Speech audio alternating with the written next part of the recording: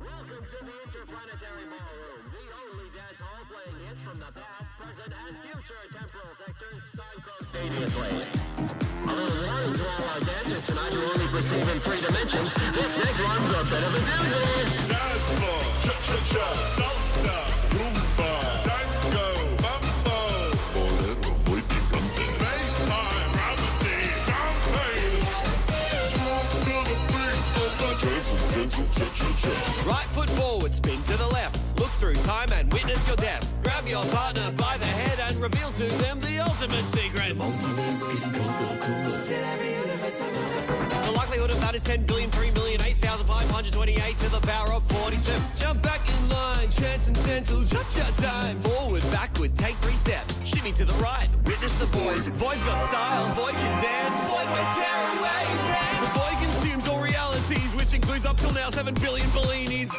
But if you're too scared to dance, don't worry, just relax. Close your eyes, open your mind, brace yourself and clap 3 times. Somewhere out there, there's a planet just like yours. A perfect carbon copy with a you that looks identical. That looks and lives and breathes exactly just like you. Except for one big difference, is you is not Shit scared to have you. Dance floor, cha-cha-cha, salsa, rumba, tango, mambo, fandango, caliente, space-time, gravity, champagne, move to the beat of the gentle cha-cha-cha. Slide to the left, slide to the right. Nothing means anything. Or anything means nothing. I get them mixed up. Either way, I to shake your butt. Second verse now, you're doing pretty well. Following the beat, it can be hell. The bridge outro, double chorus, every possibility, all playing simultaneously. Sometimes this song, it sounds like. Sometimes this song, it sounds like.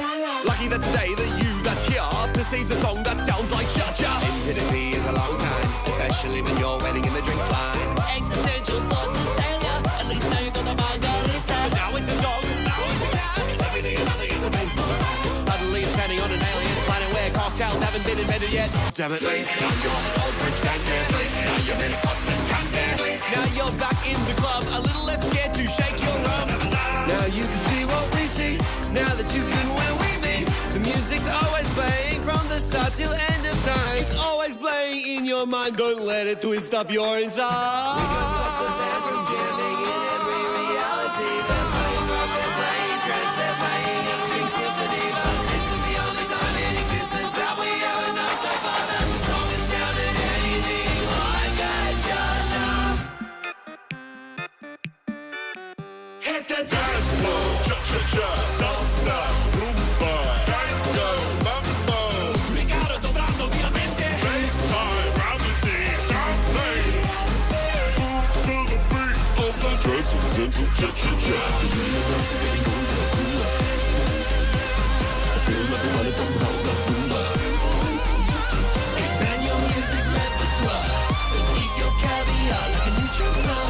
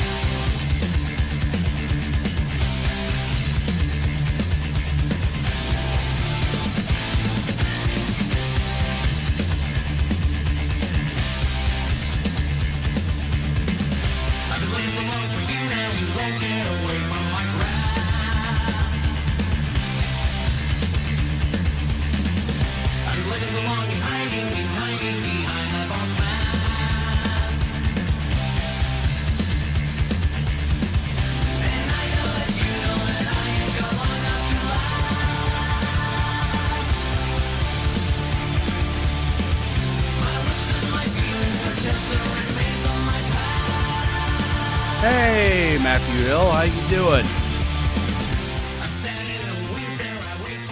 You're currently listening to Ghost's cover of Molly Crew's Phantom of the Opera.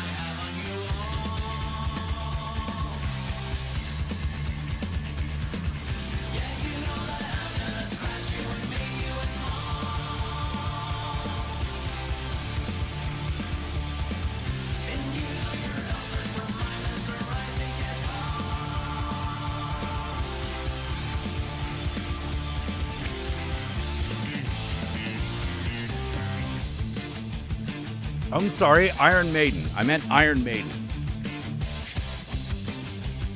Molly Crew. What was I thinking of? Hey, Pinhead Chrome and Rachel.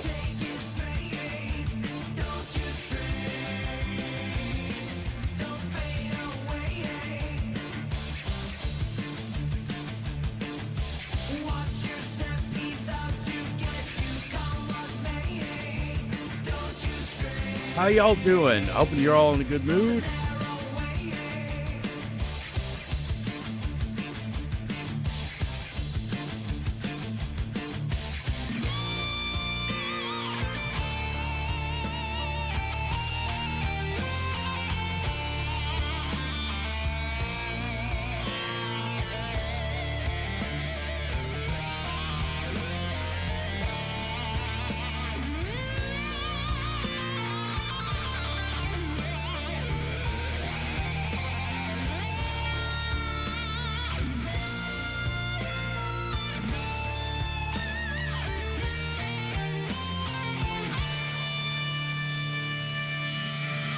Hey, Flashman.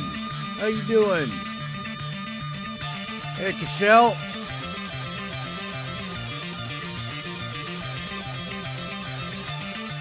Well, I think that they should redo Phantom of the Opera as a musical using exclusively heavy metal music.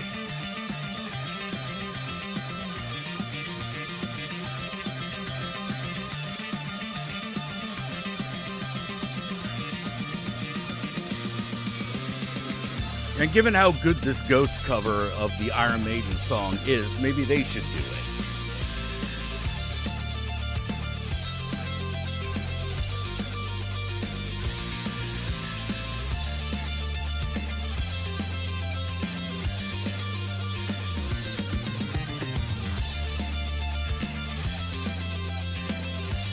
I actually really like the Phantom of the Opera, but I'm a little more fond of the movie versions. You know, I like some of the music in the Andrew Lloyd Webber Phantom, but not all of it. I'm not in love with it like some people are.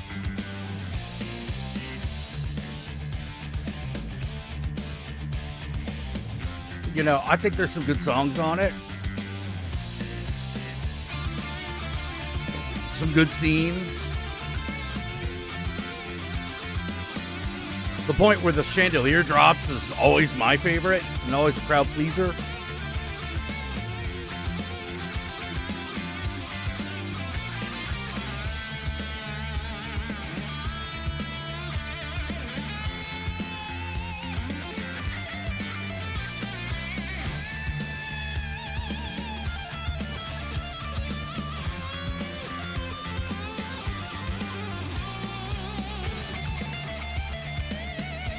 I also always prefer it when the Phantom escapes.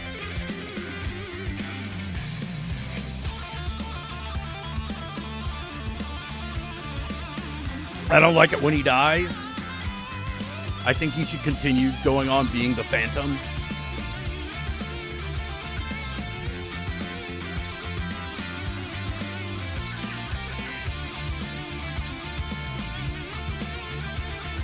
Hey, greetings, Perry.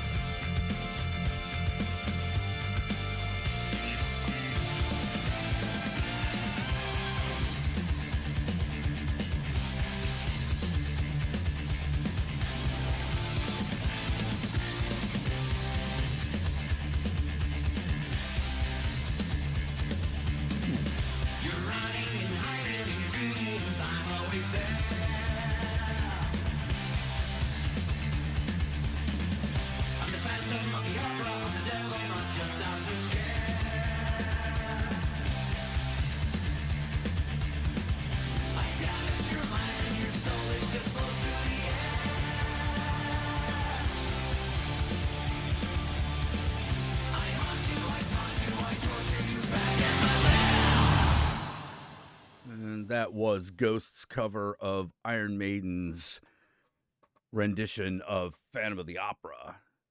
I think Iron Maiden actually wrote that whole song. That should have been in the musical, I'm telling you. Like I said earlier, like there should be an all heavy metal version of the Phantom of the Opera.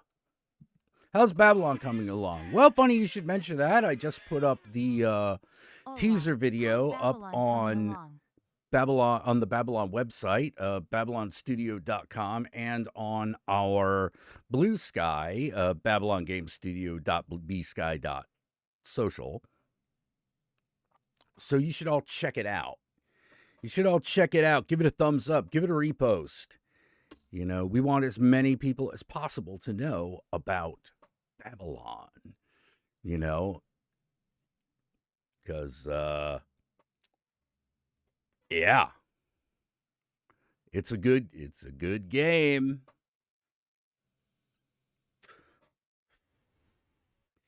It's a pretty good game, in my opinion. Good Lord. But I was thinking about, like, I was thinking a lot about pop culture and realizing why I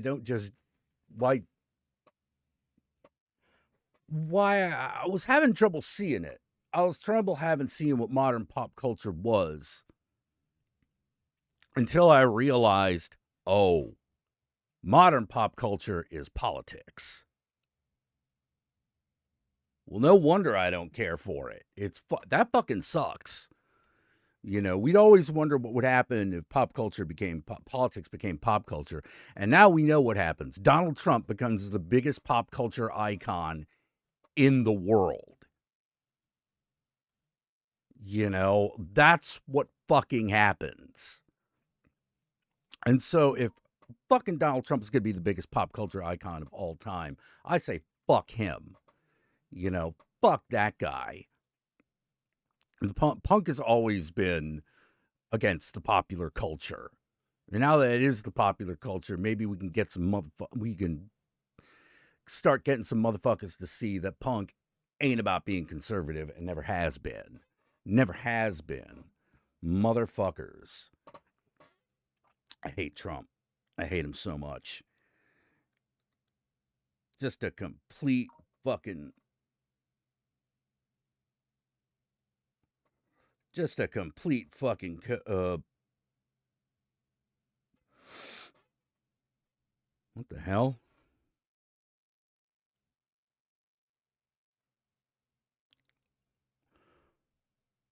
My Facebook code. Uh-oh. Might be some problems happening over on the Facebook.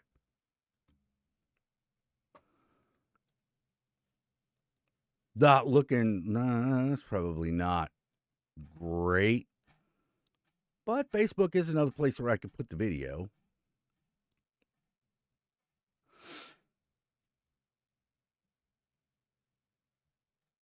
We'll do that a little later. Yeah, man, I thought pop culture sucked when I was a teenager. Oh, yeah, no, it's worse now. It's worse now that it's all political. You know, or rather, all politics is now pop culture. That's a problem. That's a massive problem.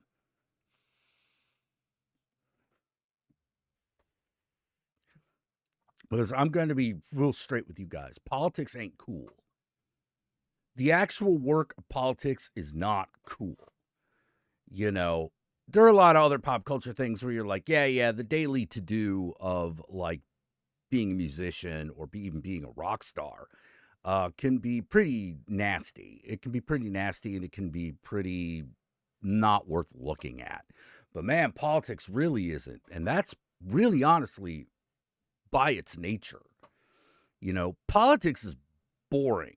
The real fucking work of making sure that the world fucking functions in a functional way is pretty boring, and it's every day.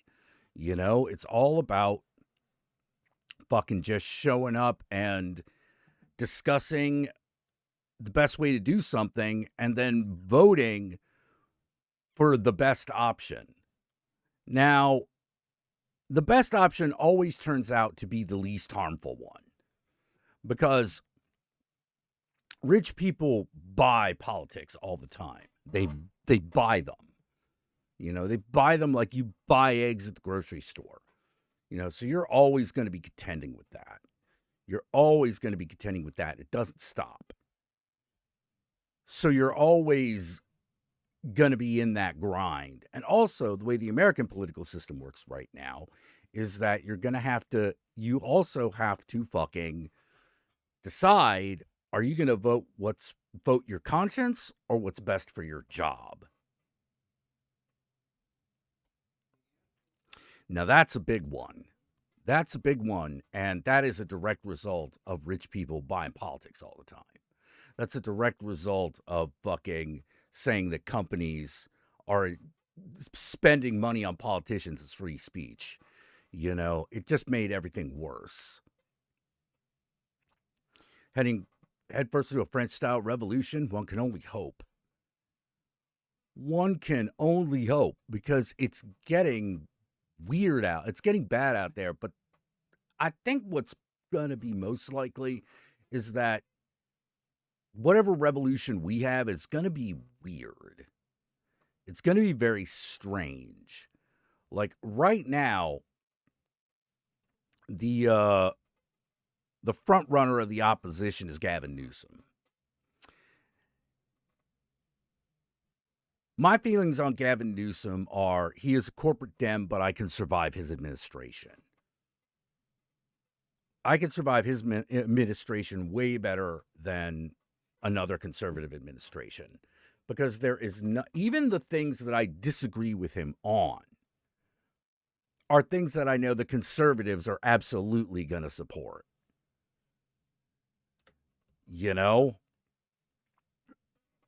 Plus, Gavin Newsom can change his mind. A conservative ain't going to do that.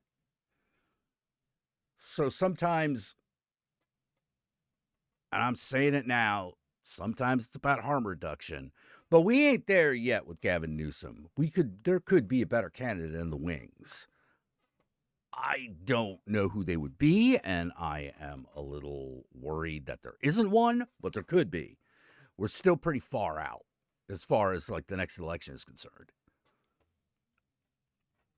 Oh, the tech industry. Oh boy. Yeah, that's another huge can of worms that is hard to fucking. Yeah. At least Gavin Newsom is competent, like that. It's a low bar, but yeah. Yeah.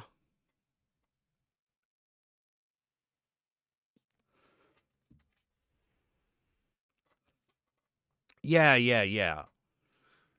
we'll see. We'll see how things shake out. We're projecting into like the far future. 3 years from now, who knows what the fuck will happen? Who knows what the fuck will happen? But it'll be interesting. I'll tell you that. But one of the things that I am predicting, like I'm predicting this hardcore, I think Trump's going to drop dead in office. He's going to drop dead before the next election. He's just going to drop stone cold dead. I don't think he's showing signs of some pretty serious dementia. And given some of the other health problems he has, I think he's just on the way out. Would you ever head out to California? I live in California. I'm not leaving anytime soon. If I have my way, I'm not leaving anytime soon.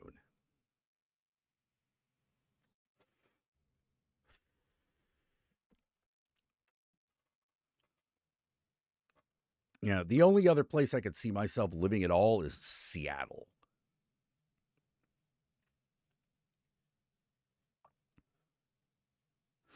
Yeah, I think it'll happen sooner. I think it'll happen next year. That's my feeling. Man.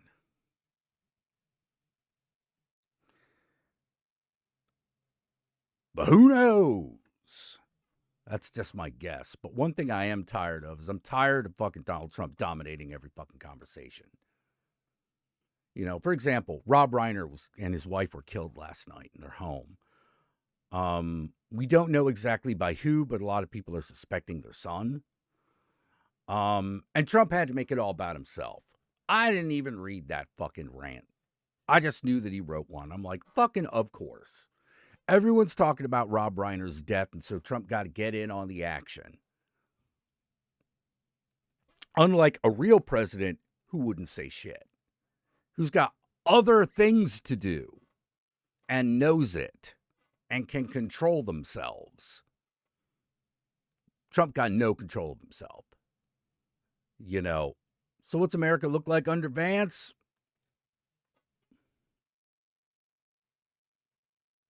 Like it does now, but with a broken Republican Party.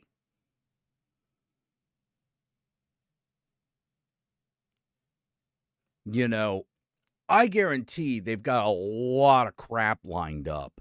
But you got to remember, a lot of people are loyal to Trump, not Trumpism. You know, they're more loyal to Trump than they are to Project 2025. You know, so it'll be interesting. It'll be interesting. I think they're going to chalk up more losses. You know, will they try to push Project 2025 forward and all this shit? Oh, yeah. Oh, yeah. But will they be able to hold it together? I don't think so. I really don't think so. Like, their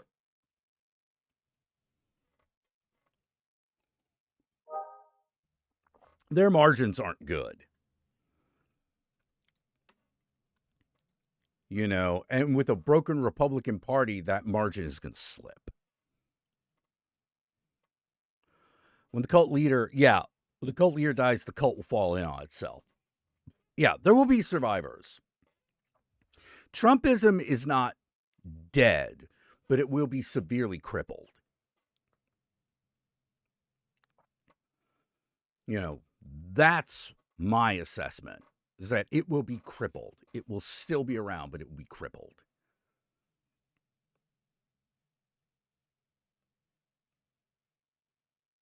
Yeah, Trump is their last shot. You know, if they don't make this work, and if we get rid of that, that's why we have to work so hard to get rid of that shit. You know, because this is their last shot. They're going to have to come up with a whole new playbook if this fails.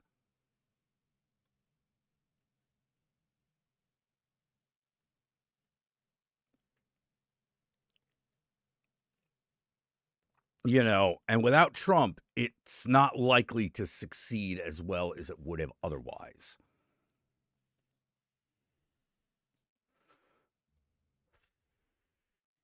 Because I believe that most of these people are opportunists. I don't believe that most of them are true believers.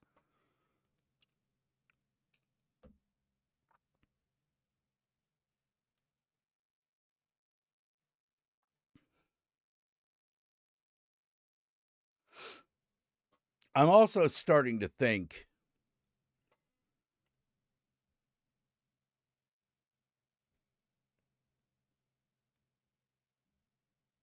I find the Epstein files to be interesting as far as where they fucking are within the government, because I really do believe, I don't think it would blow the government up, but I think it would fuck over the Republican and the oligarch class more than it will anybody else. You know, it's one of those, are there some Democrats in there? Sure. But I bet there's a lot of Republicans. You know? That Trump's in there, I think, is a done deal. Like, there's a lot of circumstantial evidence against Trump. I mean, a lot of it. You know, we may never know for certain, but we know. But we know.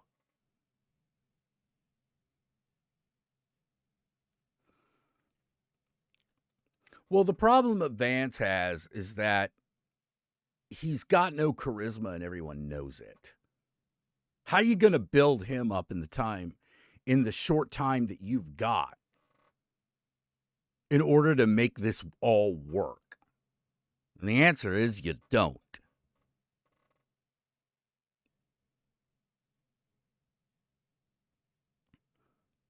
And they're all ass kissers. Remember that. Almost all the people in the administration are ass kissers. They're yes men. They're yes men to Trump. Once Trump's gone, they don't know what the fuck they're going to do. So what they will do is they will go back to self-interest. And people who are divided by self-interest are very easy to divide. You barely have to try.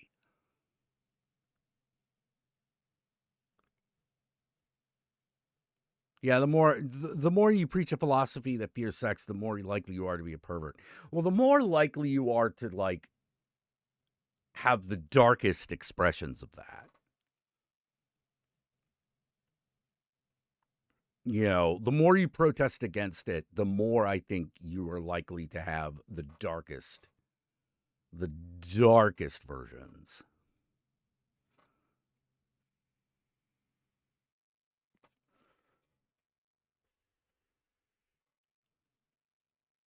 And you also got to consider the conservatives are people who spend their entire lives creating this false persona and defending it.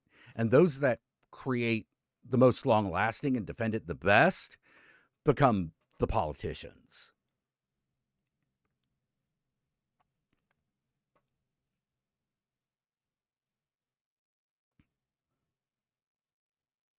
I really think that Mitt Romney was the best they were ever going to fucking get, as far as a human being is concerned.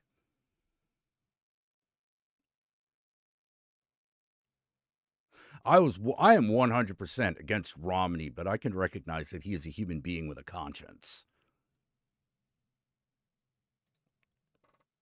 I don't think that conscience would always rule the day, but I know he has one.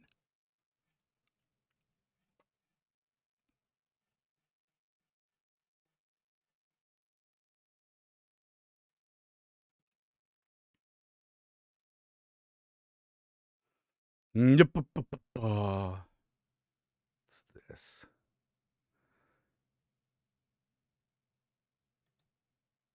That photo of it all.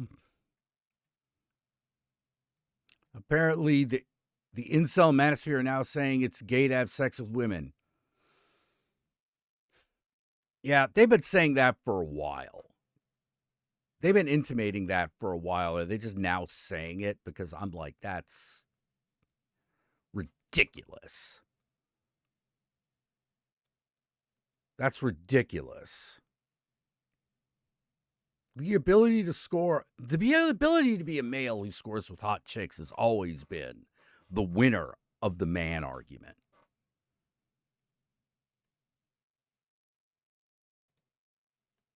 Everything else is just fronting.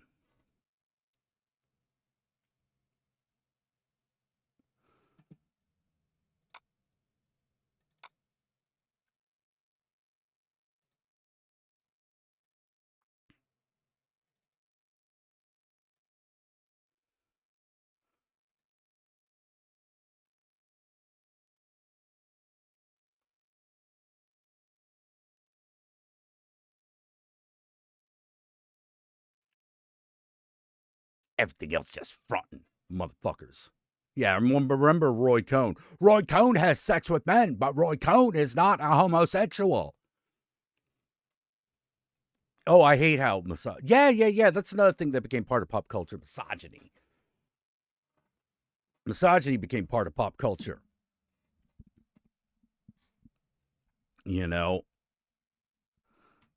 That was one of the things I was worried about when feminism became part of pop culture. It's like, well, what happens if the pendulum swings the other way? And it did. Unfortunately.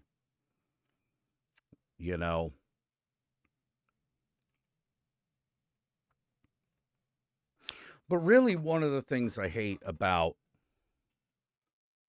the divide between misogyny and fucking feminism is that it divided too many people.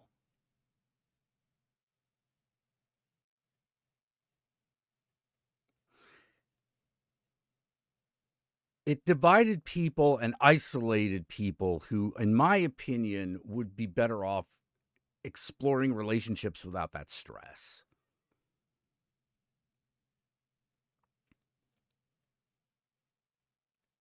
And that's why I kind of like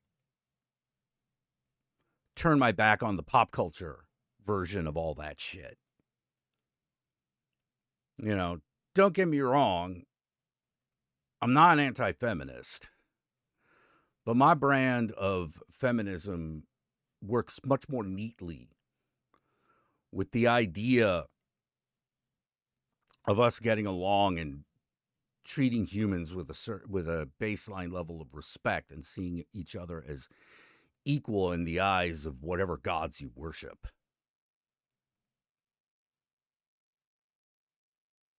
Donald Trump is actually, here's the fucked up thing. Donald Trump is actually the Republican monster. He is everything the Republicans want in a president. Everything. You know, he is everything they wanted in a president and more. You know, they couldn't have hoped for a better one. Which means we were always going to get here. We were always going to get here.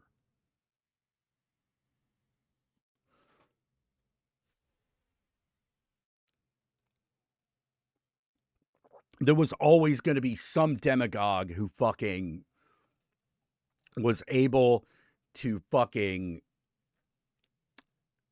hack the media system in order to make himself president.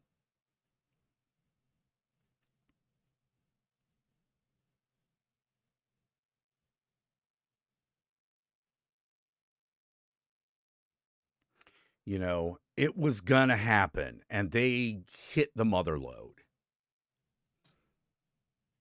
And he was gonna be like this one way, you know, some shade of what Trump is, because in order to get someone who fucking who can embody and pursue all of those fucking agendas, you need an empty vessel. You need someone with no sense of self. Oh yeah, Trump is absolutely. Trump is like Damien from The Omen. Absolutely.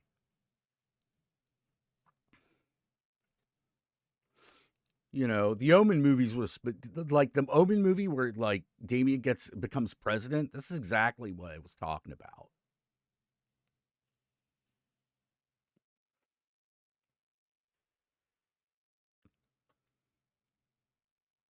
Do you think America will ever recover from the damage Trump does to the country and the world at large? The world at large will absolutely recover. Will absolutely recover. It will be fine. Don't need to worry about that. The world will recover. United States has to survive first. We have everything we need to make that happen. So that's the good thing. We have enough. We have the resources and the money to make that happen. It's just a matter of will we? If the rich get too much fucking control, we might not.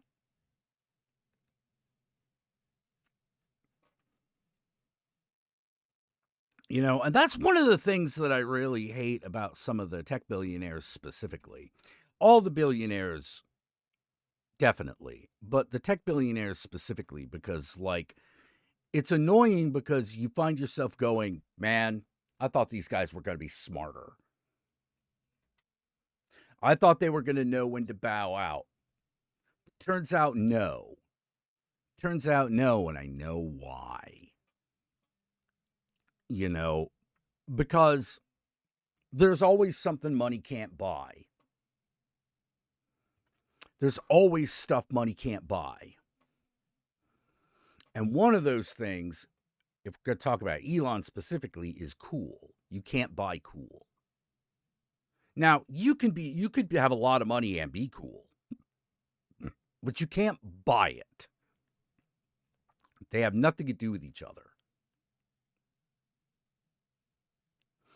You know, and Elon Musk just isn't cool. You know, Elon Musk desperately wants to be liked, but nobody likes him anymore. You know, he squandered all of that goodwill. And why did he squander it? Wasn't real. Wasn't real. He spent all this time and money and effort into putting forth a persona that absolutely was not the case. And he could have just been happy. It's weird. It's like, I think everyone would have been okay if he had just continued to make his electric cars and his rockets, right? I think everyone would have been okay with that. There would have been people who didn't like him, sure. But you're never going to get all the people to like you. That doesn't happen. You know, that doesn't fucking happen. You know, and you have to accept that. That's another thing money can't buy. Money can't buy everyone liking you.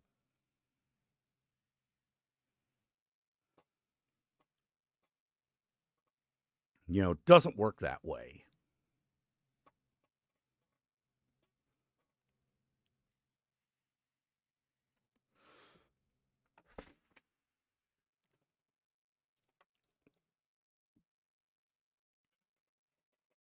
Money can help, but it doesn't get you all the way there. And if you are not the kind of person who is potentially likable, it's going to go more wrong than it will right. Generative AI is an economic disaster waiting to happen.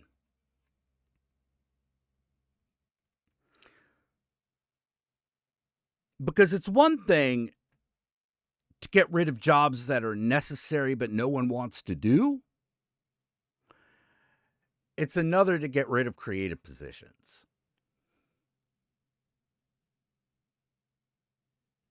Yeah, her dad hasn't matured since 15. I believe her. That's what most of these guys are like.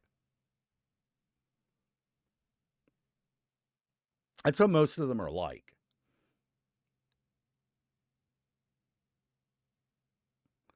Yeah. Richard Branson doesn't get all the negative press, not because he's not a good person, but because he just fucks off.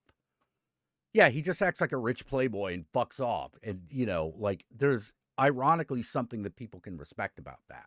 Hey, I got all the fucking money. Fuck you. What do I care? You know, like, maybe he should care, but you find yourself going, well,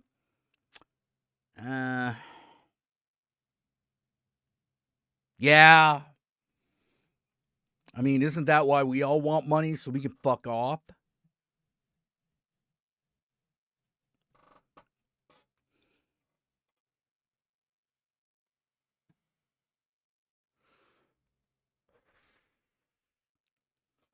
Hey, RLM. You know, so we all kind of like can appreciate a guy who just makes money and fucks off. You know, like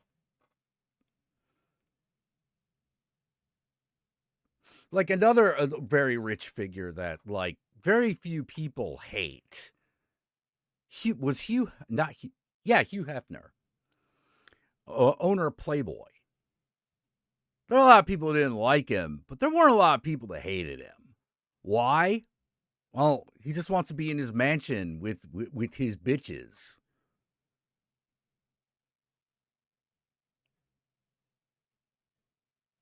Okay.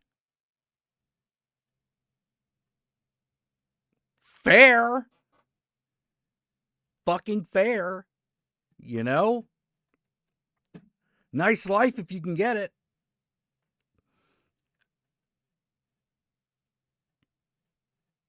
I mean, I can't say, like, if I wasn't married and I had $1 billion, that's probably the direction I'd go.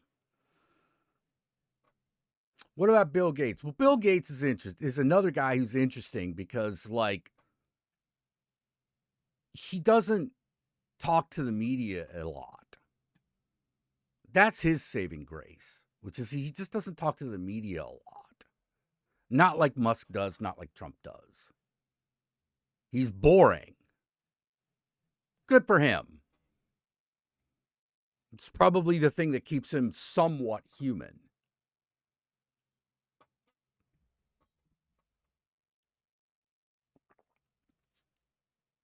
But now we're getting away from are they a good person? Because no, none of them are good people. To what is it about people like Elon Musk and Trump that we really hate? They're all over the place. You can't avoid them. Not only are they pieces of shit, they're pieces of shit you can't ignore. That's why everyone hates them. That's why they're so hated.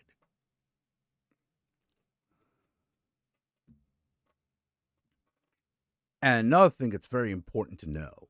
This is very important to know. Being worshipped is not the same as being loved.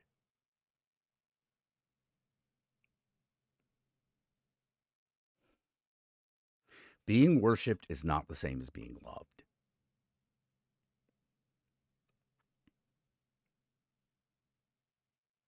You worship something because you get something from them. You get something from it. Even if it's just a sense of calm. You get something out of worship. Love you gotta be able to give away.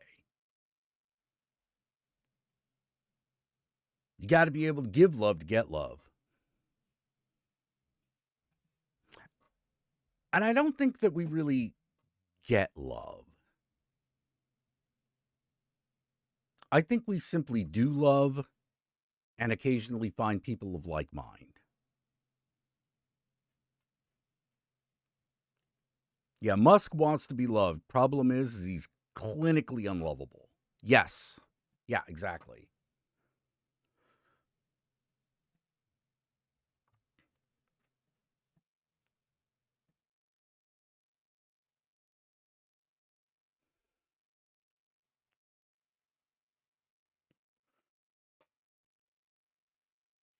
Musk wants to be loved, but can't love him.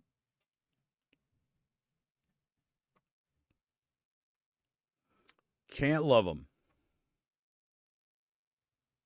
Yeah, Jobs became the archetype of the cool rich guy that Musk thinks he is, but Steve Jobs did something really important. He died.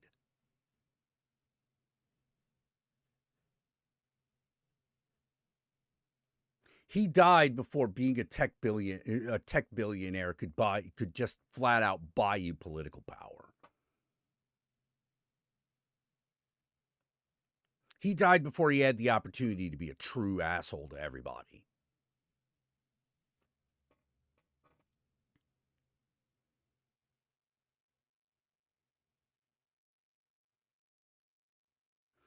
Yeah, Musk doesn't know what love is. And you can't buy it. And if you can't recognize it, you can't receive it.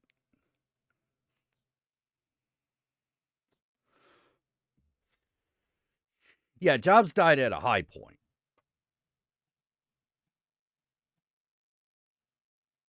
It's kind of fucked up to say that that's one of his redeeming features, that he died soon. He died so soon after his peak. Kind of fucked up to say that, but it's true. Sometimes reality is fucked up.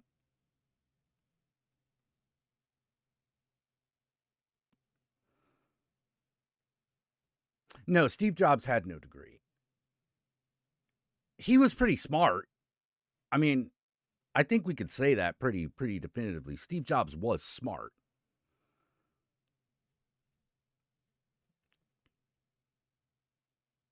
But he didn't like I don't know how smart Elon Musk is, because, for example, like Steve Jobs didn't come from nothing. His family was fairly well off, but his family was like well off. They weren't like the 1% starting out. Elon Musk's family was. Elon Musk's family was already some of the richest motherfuckers on the planet.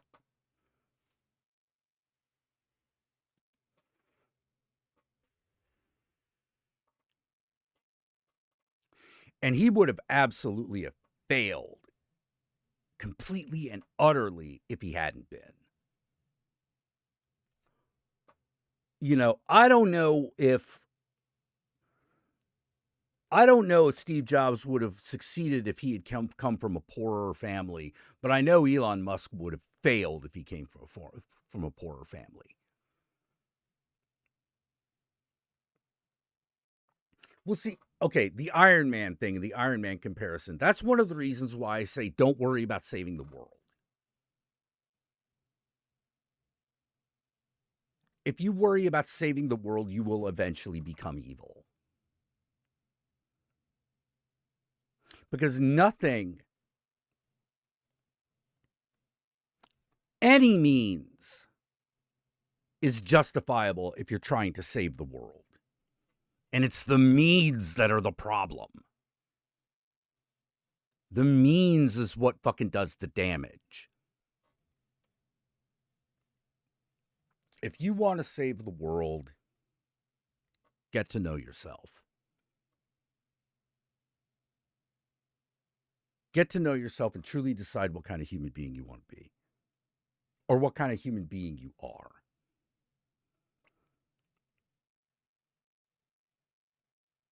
I believe that Elon does have autism or something that makes him socially awkward. But then again, so does Bill Gates. So do a lot of people. It answers some of his behavior, but it doesn't fucking answer, like, the question of why is he such an asshole.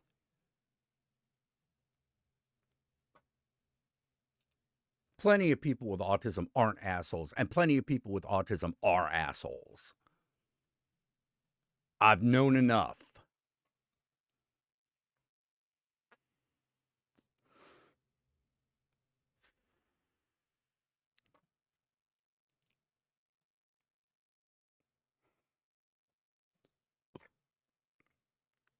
No, it doesn't excuse him. It doesn't excuse or even explain him being a piece of shit.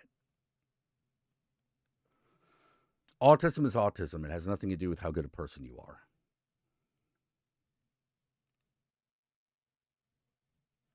It might have something to do with how you do in social situations, but it doesn't have any fucking bearing on how good a person you are.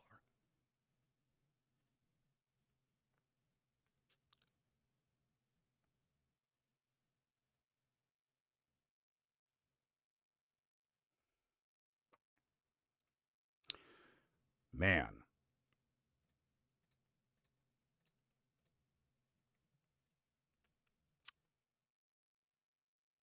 One of the things I really worry about, I perennially worry about, you know, like, well, not even perennially, like almost daily that I worry about. My constant worry is right now is how we treat trans people.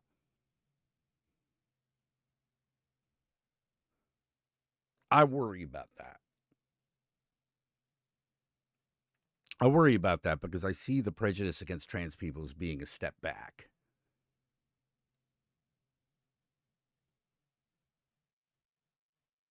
Yeah, that's right, Cashel. Like, people can hate you for being socially awkward. You can still be a good person, which is a fundamentally unfair fact of life. Yes. Yeah, exactly. But, yeah, I worry about how we treat trans people.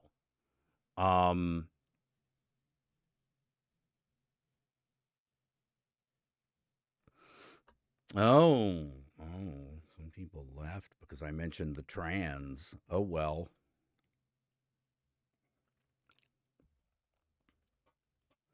Oh, well. Good fucking bye. Bye, Felicia.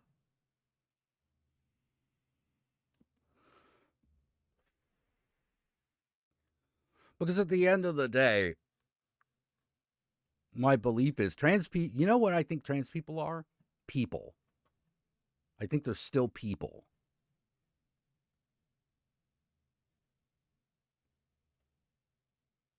And people should be afforded fair opportunities. And those include life, liberty, and the pursuit of happiness. Yeah, sure, maybe those were supposed to be empty words, but fuck it. They're good words. And if that means taking hormones, go for it. If it means having some sort of corrective surgery, go for it. If it means sitting there and not really knowing who you are for a long period of time, hey, that's just all of us to one degree or another.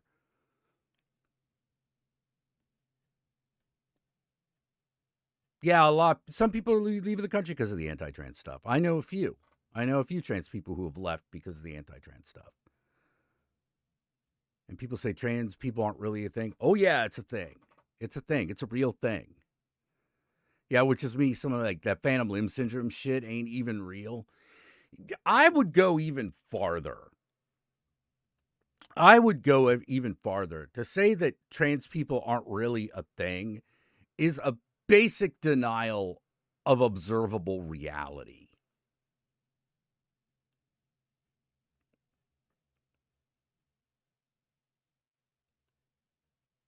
It's a thing, okay? Even if you're against it, you have to agree that it's a thing, that it exists. Otherwise, you got nothing to fucking worry about.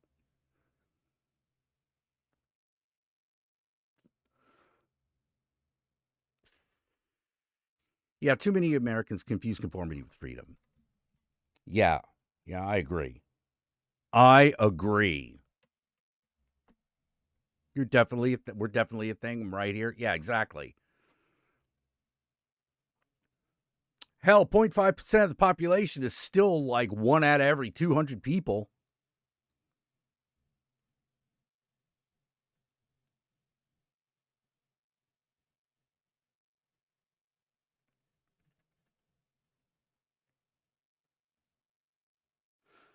You know? Still 1 out of every 200 people.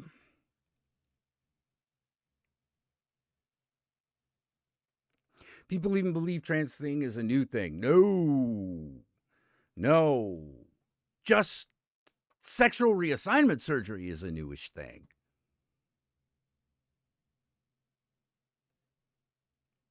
But people with the actual experience that causes them to seek such things out, very old.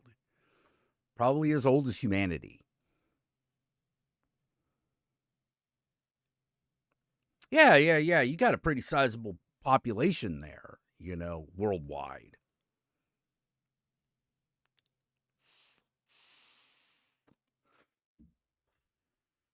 Yeah, Jay Tilton.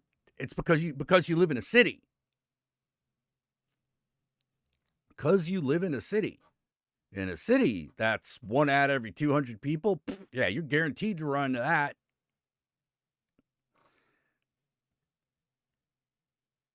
But in areas where groups of people really only know and see about like 20 people regularly, yeah, they're less likely.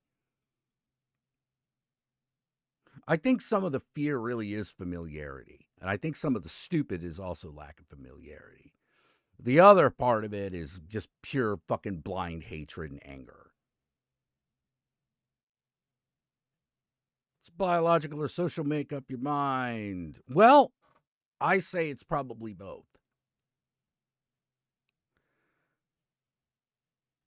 Yeah, it's both. It's hard to take one away from the other.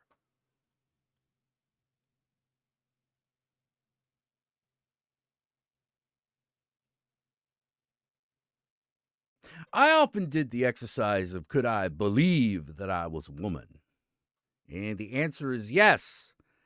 Until I get to the point of thinking about changing my genitals. Then the answer becomes no.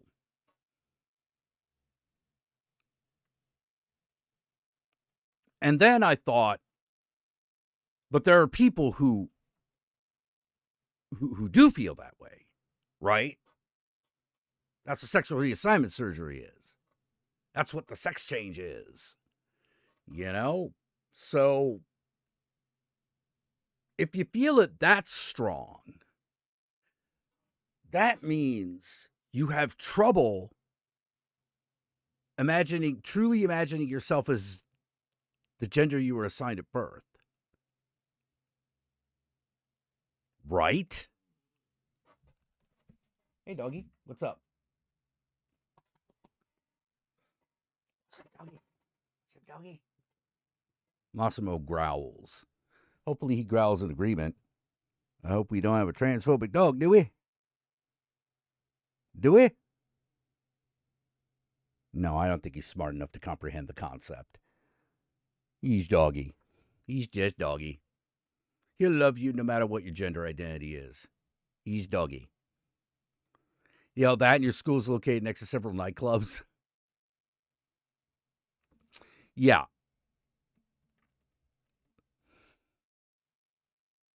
You're waiting till 30 to get your sex change? Oh, but it's in the cards.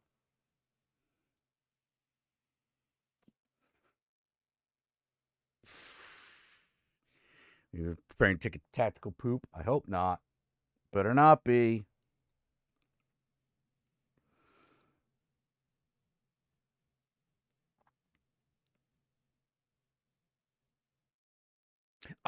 Someone who actually went through and got the sex change, you know what I've never heard? I'm glad I waited. They've always said, man, I wish I had done it earlier. But 30 is a good age. That's old enough to still be young.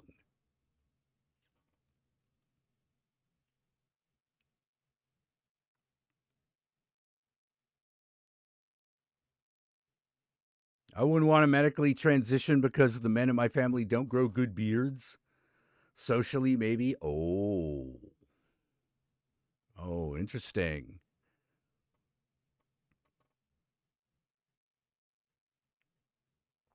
Yeah, I can't change my actual sex. Yeah, well, I mean, technically I could, but that's not where I'm at. That's not where I am. I've always been a cisgendered male, you know. Even in drag, I was still cis male, you know what I mean?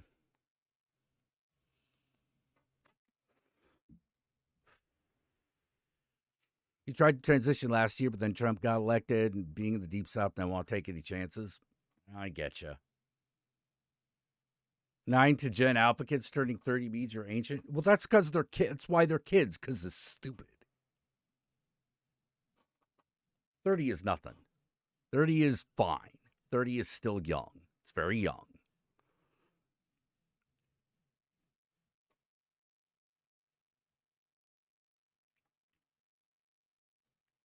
You can still look cool. Smart. Yeah, you don't. Yeah. I don't have a good beard either. You know, my brother got all the beard genes.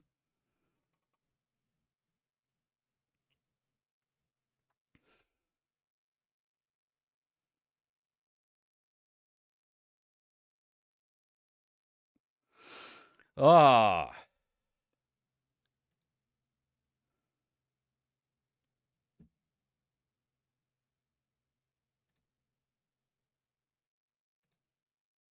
Take her from 37. 30 is still young. Just make it count. Yeah, I agree. Absolutely agree. No argument. Same. My brother got the beard genes too. Yeah. Jack, what's that on your lip? Is that bug bite or something? You mean this thing? Yeah, that's a pimple. That's something you can look forward to, kids. You could be a middle-aged guy and still get pimples. You can still be 50 and get pimples. Wah, wah, wah.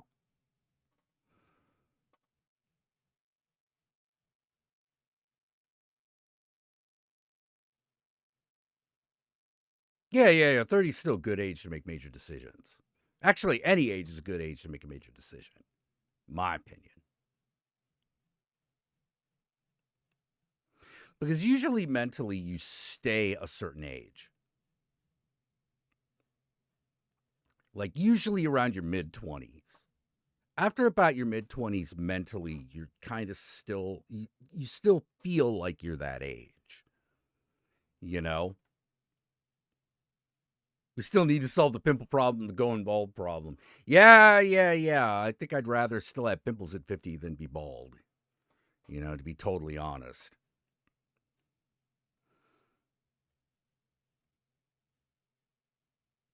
Yeah, pimples getting them when your period comes around. Yeah. Yeah, the Countess doesn't get pimples. Not really. Not like I do. How about Rob Reiner getting murdered? Yeah, that was a shocker. I didn't have that on the bingo card.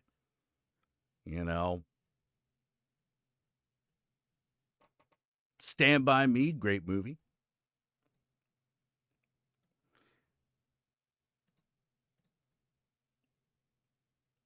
I would play it, but I'm pretty sure that that's massively copywritten.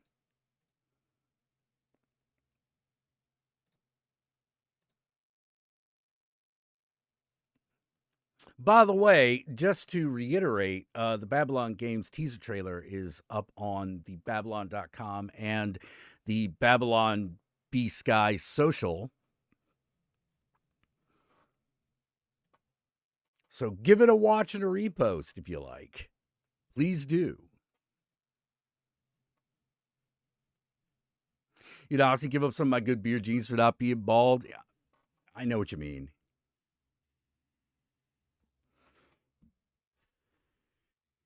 But if I had to be bald, I would hope I would also have a good beard. You know what I mean?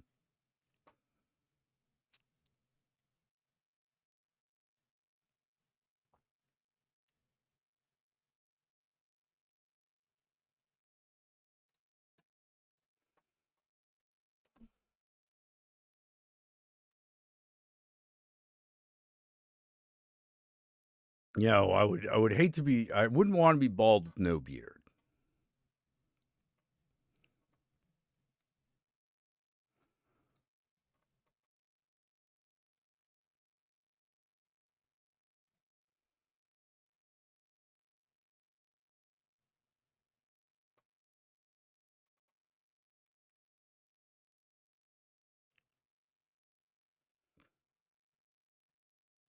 You're closer to being convinced Mel Brooks made some pact to outlive his colleagues and descendants, but that's me being conspiratorial. I know what you mean, man. I know what you mean. Yeah, this is Spinal Tap, one of my favorite movies, especially because I watch a lot of music docs. Yep. Oh, yeah, the son is a suspect. It's not confirmed yet. He was arrested.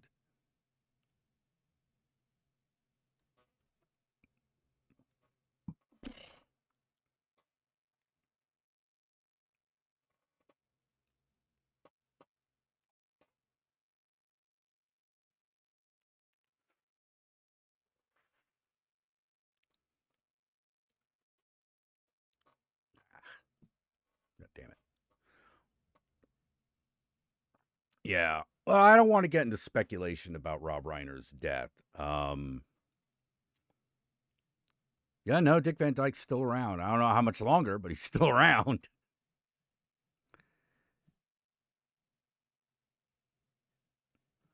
You know.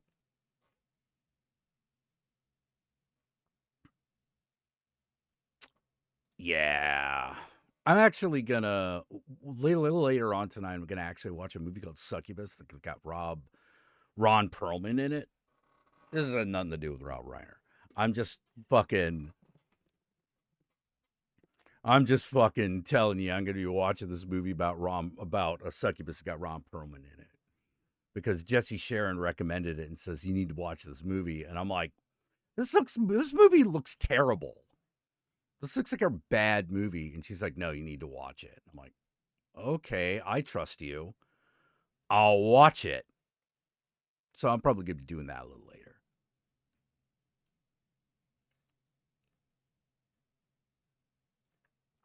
Jesse Sharon has not steered me wrong yet.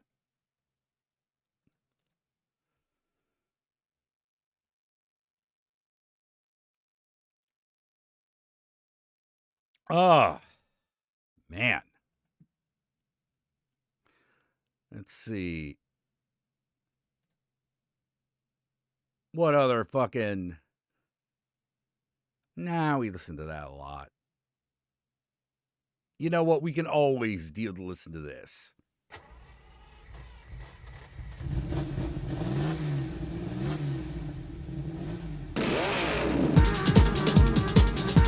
I don't think it has Nazis in it. It might, but I don't think it does. The trailer didn't indicate that there were any. Here comes Speed Racer. Here comes Speed Racer. He's a demon on wheels.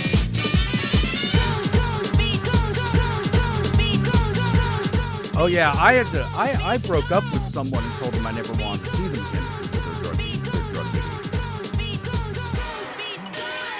I couldn't handle it. You know, it was just too much because one of the things that being an addict on that level fucking does is it makes it impossible to be with you. And I don't mean like just the difficulty of always trying to score and shit like that. I mean, they're never present. It was exactly 1 year ago that Speed Oh, they're making another Bomb Rush Cyberpunk? We Sweet. swore that someday we would get our revenge. That time is almost at hand. You know, like, there's a great line that Hunter S. Thompson says, which is you can turn your back on a man, but you can't turn your back on a drug. Especially when it's waving a razor-sharp hunting knife. Let's break that speed record. Let's break that speed record. Oh, you watched Groove. Wasn't expecting a raid movie to be so uplifting. Oh, yeah. Is the Succubus called The Devil's Rock? No. It's called Succubus. I know what movie you're talking about. I've seen it. I've seen Devil's Rock. Yeah. It's Groove. There's a reason why I say Groove is one of the best raid movies ever made. Because it's extremely non-judgmental. It is just a story about a raid, and it's very accurate to the feeling. Are you all right? And it's very accurate to the feeling in some of the details.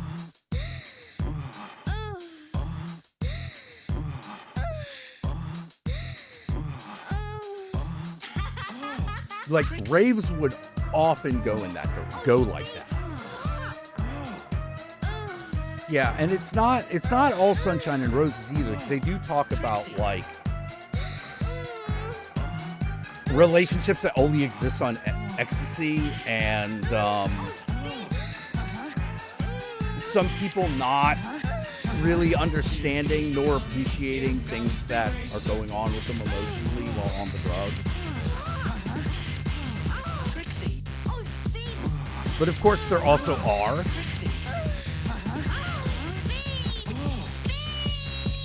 You were wonderful.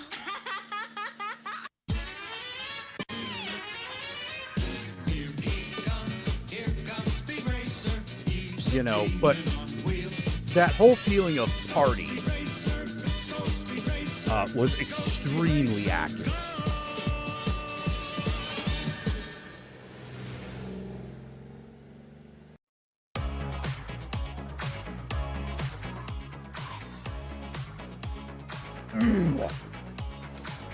Oh, excuse me. A little nauseous.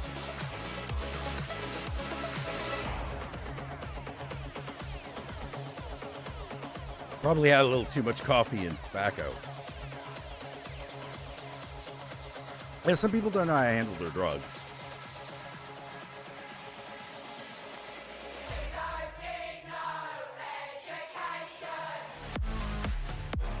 But despite that, because of the nature of drug ecstasy, very few people were hurt.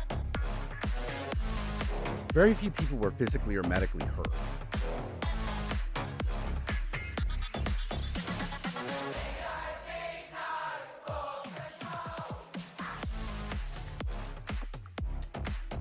Yeah, because one of the things about ecstasy is that it's anti-addictive.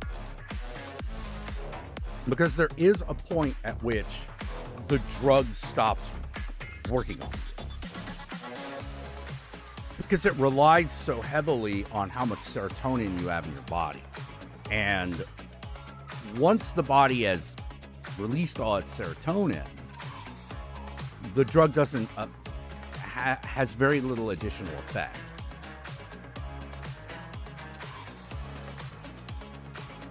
And the more you do in a short amount of time, the less efficacious it is.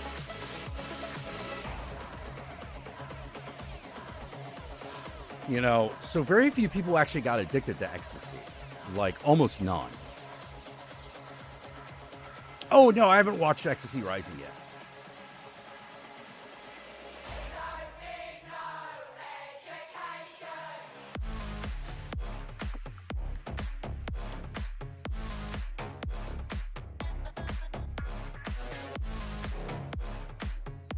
Yeah, the history of MDMA? No, I haven't watched it yet. I need to. I'll put that on the list.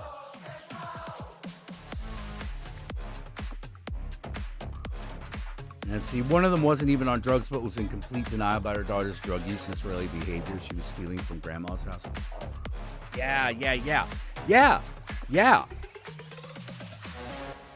A really addictive drug, an addictive drug becomes more important than other people. You know, and it's hard to explain why. But one of the things that is known is that without the drug that they're addicted to, they're in pain. They're in physical distress. They're in emotional distress and physical pain.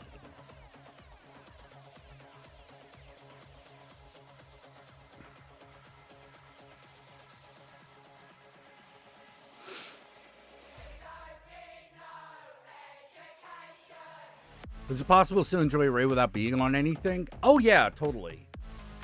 Totally. Especially if you're able to get into the grooves of other people. There's this concept called the contact high, where if you're just around a bunch of other high people, you feel a little high.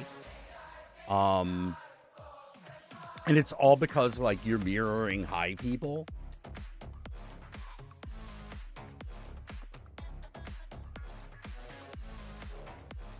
Like, you won't get as high as if you had actually taken the drug by a long shot. But, like, you can get into the groove.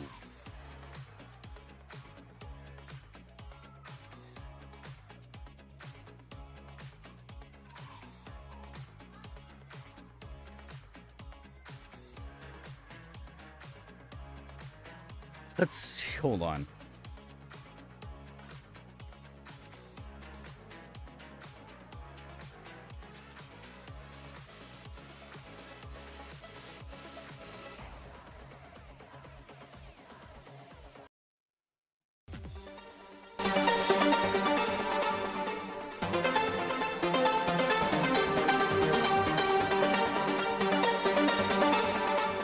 Yeah. You piggyback off of other people's high.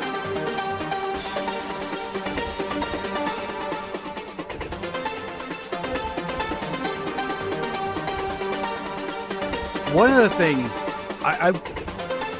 one of the things about rave, particularly rave in the Bay Area of the 90s, is, if you allow me to get a little mythological, you could feel the presence of Dionysus. You could feel the presence of the party god.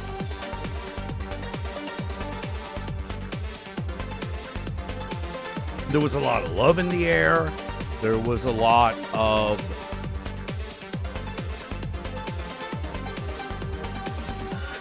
There was a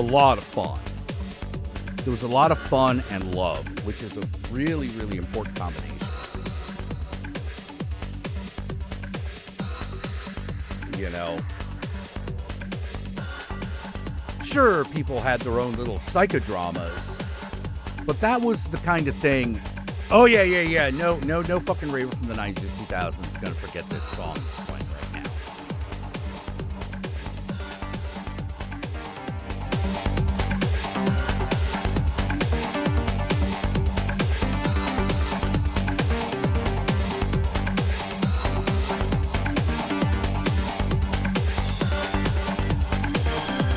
And a good rave always had 3 rooms. The dance floor, the chill out room, and the trance room.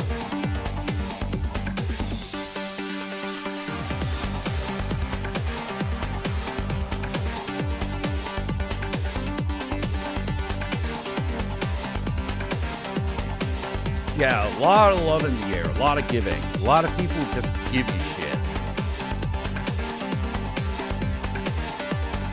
Not give you shit, but just give you things. Like, I wasn't cool enough to never have to pay for drugs, but I was cool enough to not always have to pay for drugs.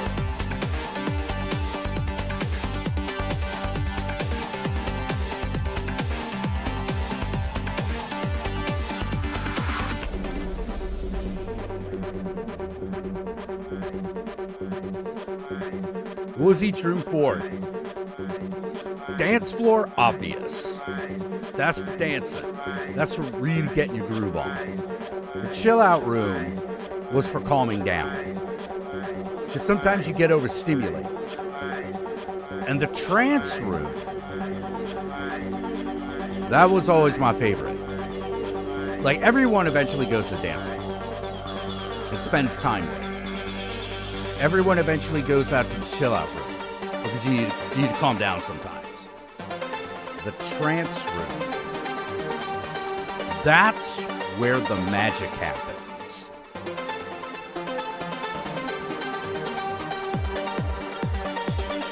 Because that's where the music is intended to get you in a classic altered state of mind.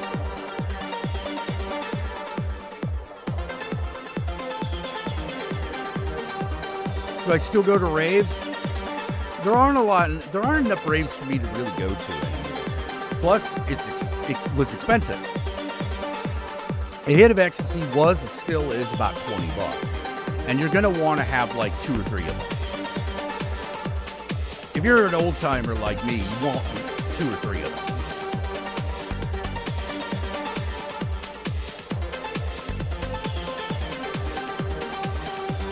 Oh, how did you get in? Usually you know somebody, you're good looking and know where to be, or you're a drug dealer. Or you're a DJ.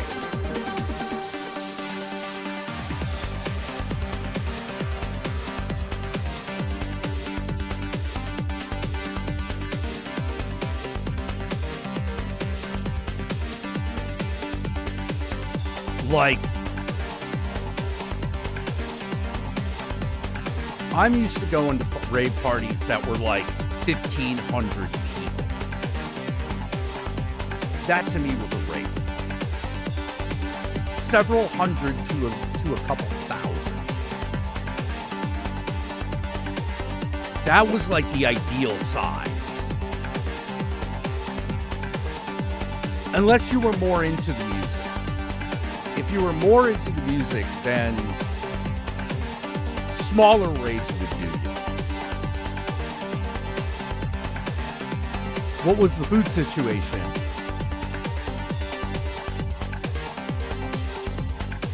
Because my Filipino self would hope there was enough. Your job would be to bring more. Unless it was at a club, at which point you're not allowed to bring in outside food.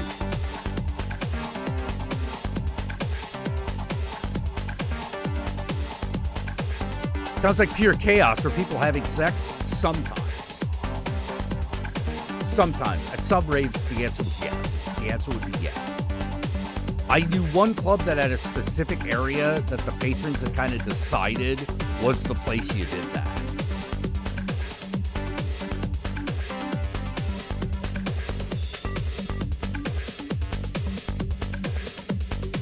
Not every rave had people fucking, but many of them did.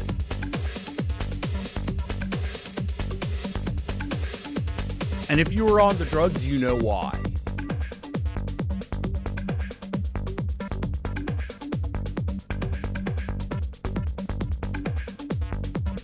Because when you're on ecstasy,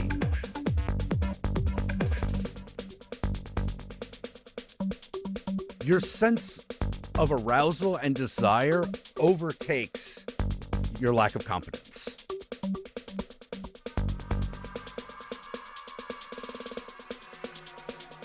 Oh, no.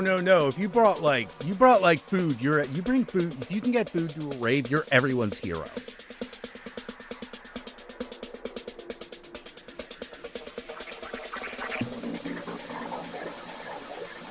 You're everyone's hero, and everyone will look forward to seeing you again.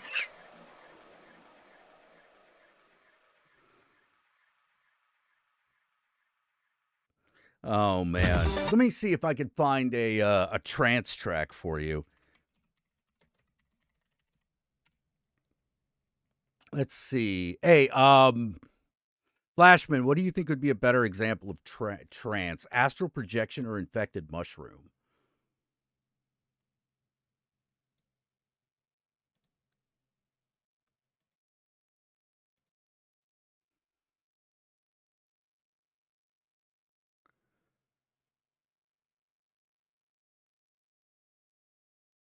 Garbage day. I know, right?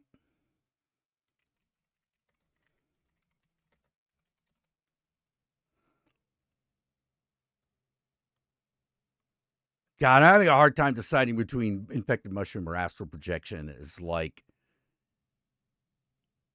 fucking the epitome of trance music.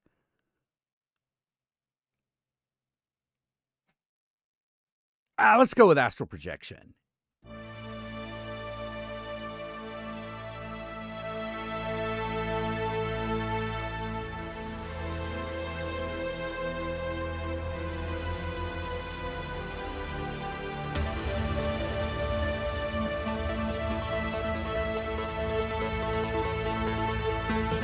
Yeah, this is astral projection into the void.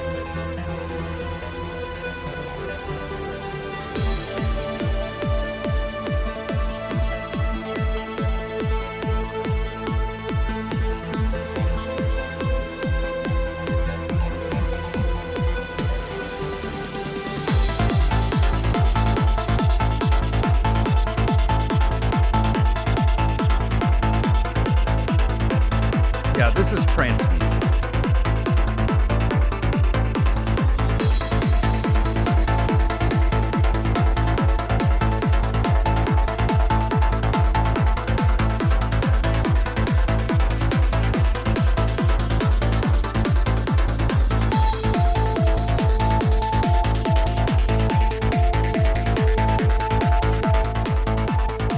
I think that, yeah, house music is usually what's played on the dance floor. Like, the way I always put it was, with house music, you will find joy. With trance, you will find God.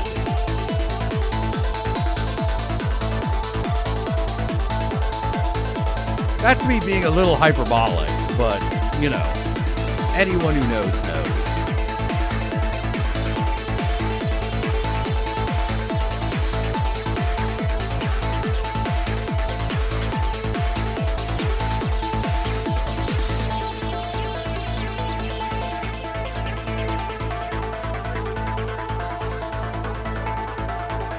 Pandesal, essentially Filipino dinner rolls. Yeah, no, you... One of the dramatic characteristics of the psychedelic experience is you start to have this dissociative experience of where all that you become is awareness, is a point of awareness. That's all that's left. The Bodhisattva lives in the two places at once. He has gone into the void, into the emptiness, into the place beyond form. He has seen, yes, it all is eternally. Behind wars, behind dying, behind being born, behind all form, in all form, through all form, he sees, he is, he tastes of eternal now. That was Terence McKenna.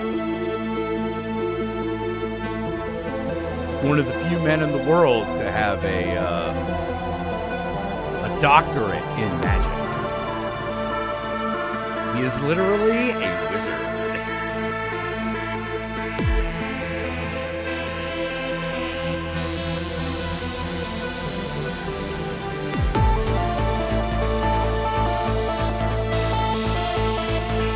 I would say Carpenter's synth is related to trance. Trance takes a lot from synth, as you can hear. The difference that trance is meant for you to move your body in a way or lie in a way where you feel the cosmic waves. Into the void of the unknown.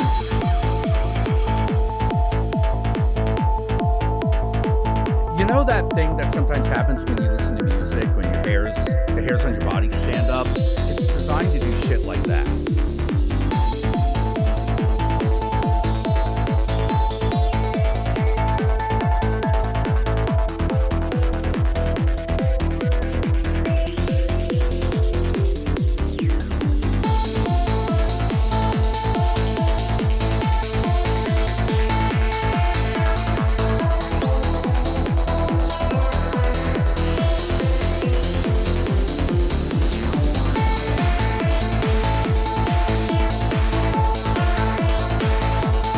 Yeah, goosebumps. Except you feel it as an energy pulse moving through your body. At least when you're high.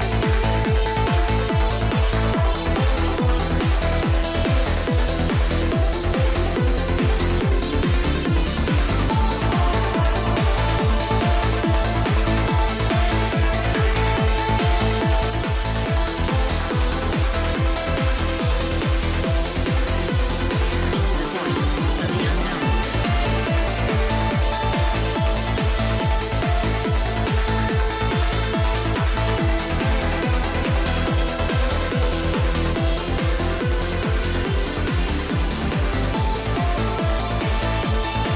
Yeah, the main reasons, I would say, the main reasons I don't rave as much anymore is not only has the scene died down, money and time. Money and time become an issue as you get a little bit older. In particularly the recovery time. I'm not saying it ain't worth it. It's worth it. It's just, woo. You're like, man, I don't know if I got 3 days to recover. Beyond space. As you get older, it starts to become more like a week. Into the void, into the emptiness, into the place beyond form.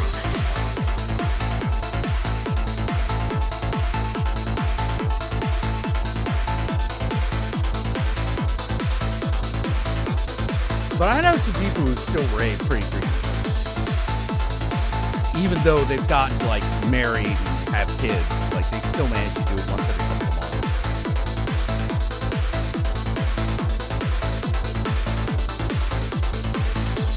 Like this one guy I know named Rap. If Rap shows up, I know it's a party.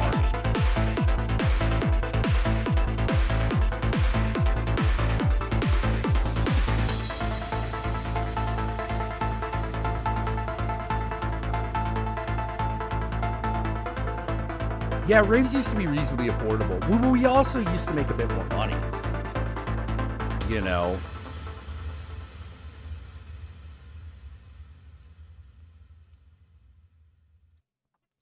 You know, we had jobs to lose, you know.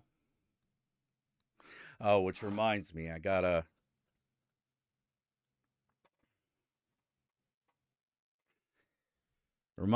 still gotta sell that car. This car still hasn't sold, so I'm gonna have to drop the price. Damn it.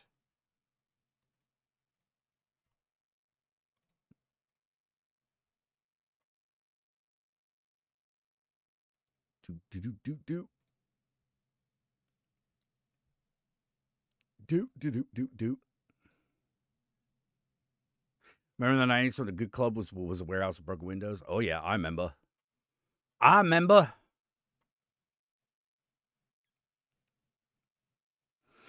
You know, one of those things is just,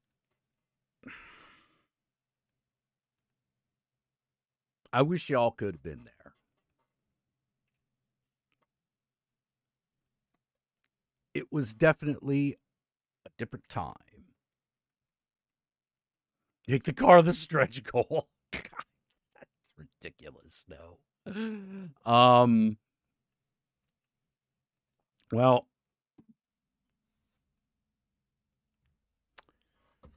Let's see. Let me get a cup of coffee before I decide whether or not I'm gonna stay on or head out.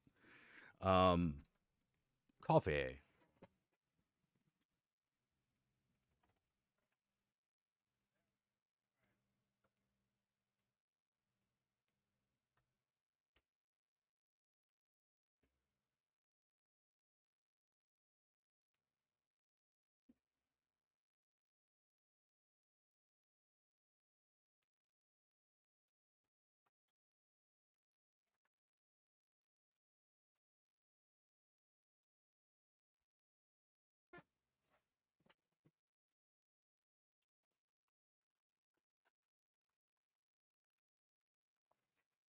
Pepperidge Farm remembers. Oh, geez. Let's see what.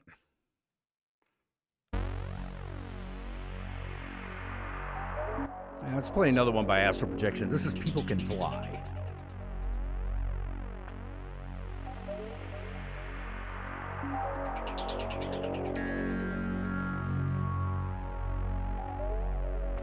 Yeah, sadly, Biden had to be in thinking that's not some weird right-wing gripe. Yeah. Biden created what were known as the rave laws, which made the owners of the property responsible for any drug use that happened on the property. And it outlawed a lot of rave paraphernalia.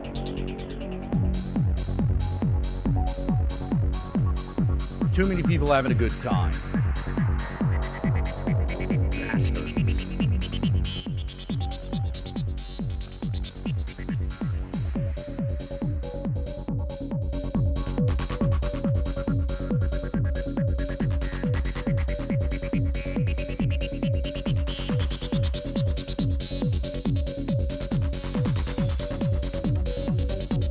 I guess things had to change one way or another, but god damn it.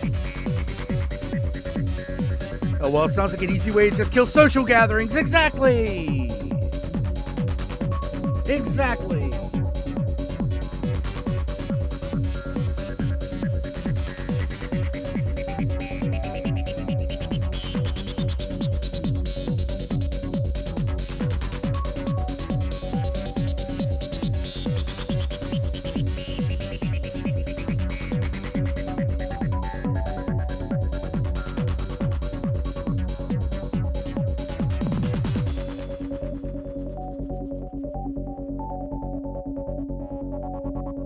You got it exactly, Michelle.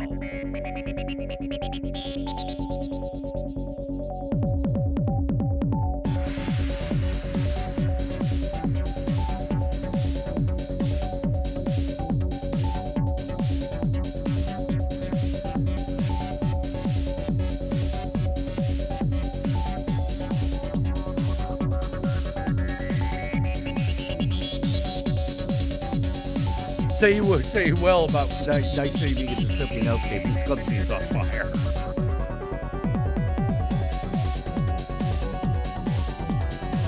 Well, yep.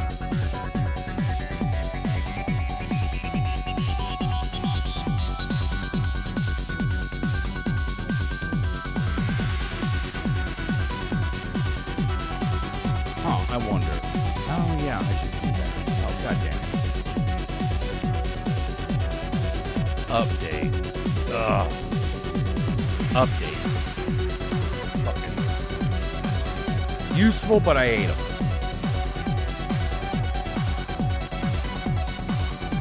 Always getting in the way. How dare.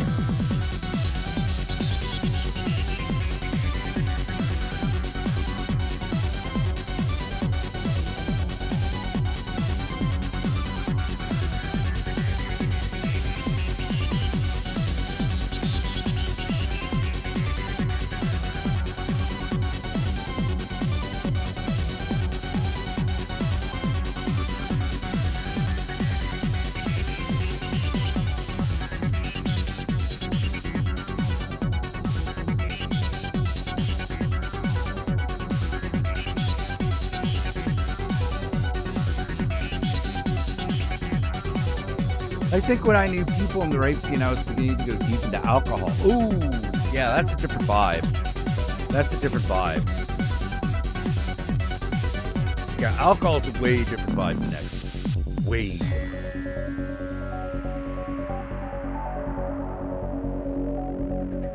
Alcohol will give you confidence and a little belligerence, but it won't give you that feeling of empathy.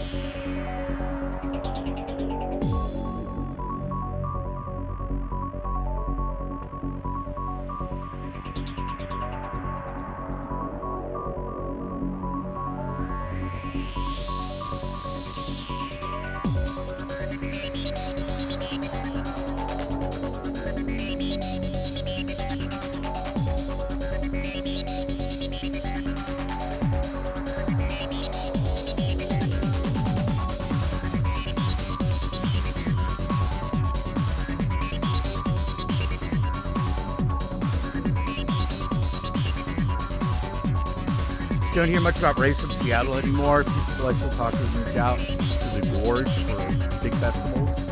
Yeah. Rave is not like a festival.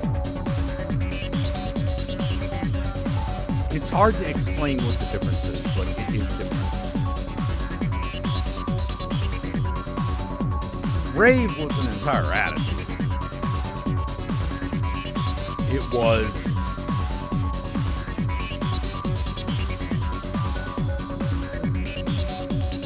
It was all about ecstasy in both the pharmaceutical and literal meaning. Yeah, they call it ecstasy for a reason. I didn't like it when they called it Molly. I was like, nah, it's ecstasy.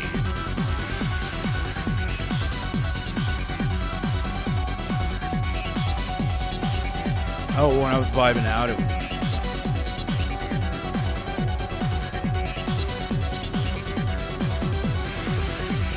Yeah, I think the camera is not as good as it could be.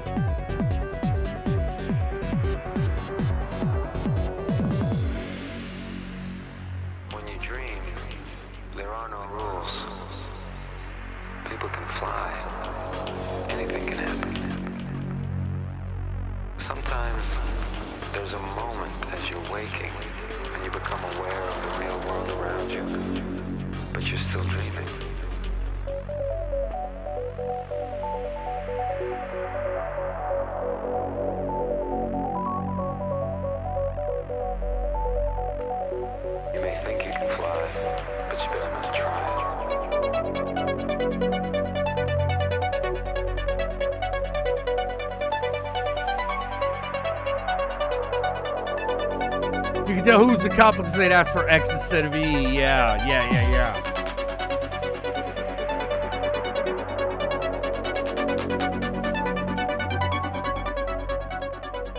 I'd like to buy a vowel. Remember that shit? I do.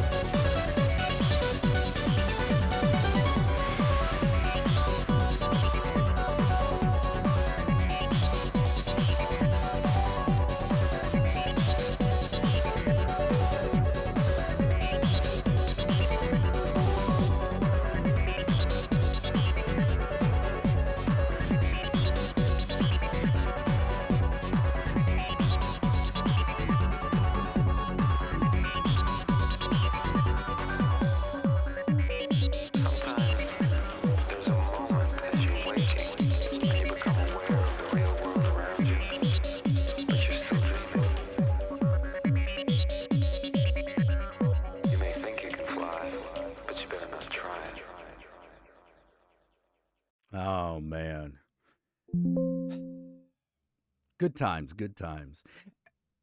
And on that note, I do have a lot of shit that I got to do this evening. I have some freelance work that I have to get done. There's a movie I want to watch. And of course, I got to get some rest for tomorrow. And so I think, yeah, I'd like to solve the puzzle. Yeah, methyldioxylphenethylamine. Methyl dioxymethamphetamine. Yeah. MDMA. Good night, everyone. Until next time, Ave Satanas, Disco Inferno. Satan and I love y'all very much. Never let anyone tell you that there is such a thing as too good a time. So until next time, I will see you all later. Rock out. Good night.